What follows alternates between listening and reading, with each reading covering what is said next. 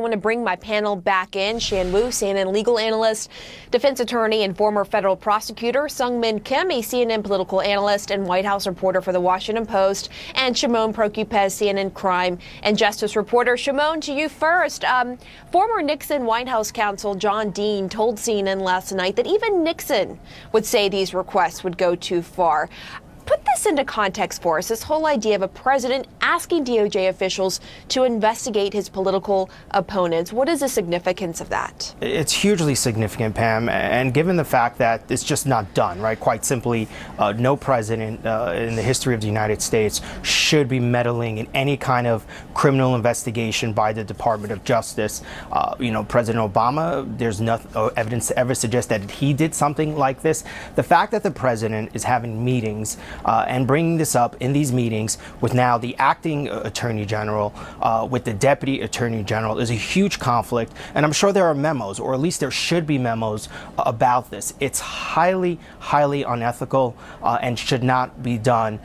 Whether or not it's illegal, that's a whole other issue. And whether or not this is something that could potentially impeach the president, that's a whole other issue. But the optics of this and the ethics of this are an issue, and it's troubling and should be documented by the Department of Justice in some way and some fashion. And the other thing, Pam, just to make one more point, is that there's no indication here that the president is going to stop doing this. No matter how many warnings he's been given by attorneys to stop doing this, it just seems time and time again that he continues this behavior and there's really no stopping him.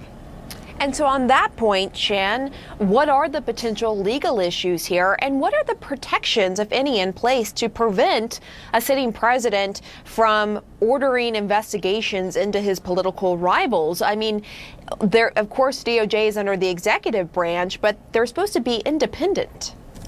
No, that's exactly right, Pam. And, the legal aspect of it, it's a little bit murky because he is the head of the executive branch, and theoretically it might not be illegal to order them to open an investigation or even to prosecute. The problem is this is like a juvenile justice clinic here.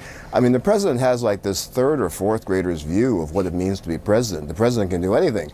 And he completely ignores the whole structure of the government. And to Shimon's point, this is a terribly unethical situation, and the procedures that exist to protect us against it have always been followed. The White House and DOJ stay arm's length from each other, and they stay arm's length for good reason, because it's an integrity issue. It's the integrity of a particular investigation.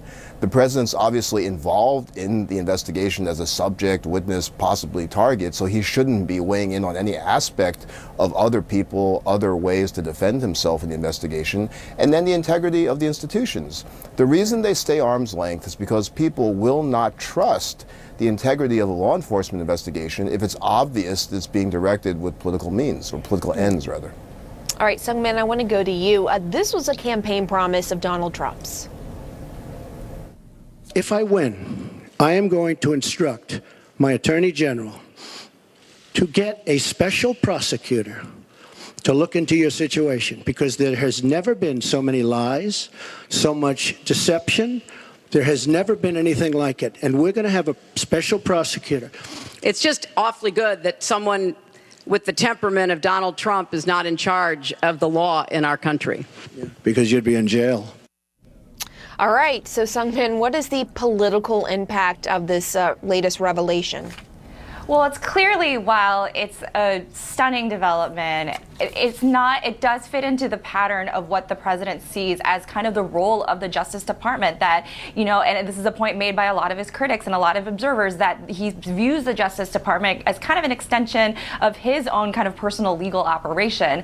But I do think that while, again, we're going back to discussion about the changeover of control in Congress, that while House Republicans might be losing control of the chamber next year, he still has a lot of allies who are, in the waning days of this Congress, looking into essentially what the president wants them to look into, essentially investigating the investigators. We know that the House Judiciary Committee, which is going to be, for the next few weeks at least, are still being led by Republicans, have been preparing subpoenas for Director Comey and the former Attorney General Loretta Lynch about the FBI and the DOJ's investigations into matters surrounding the Trump campaign. And I think it's notable, too, that the incoming Senate Judiciary Committee chairman is most likely going to be be Lindsey Graham of South Carolina. We know he was once a Trump enemy, now a very stalwart Trump ally. And when we've talked to him in the Senate hallways about kind of his agenda or his kind of plans or what he would do as a Judiciary Committee chairman on that matter, he says he would totally investigate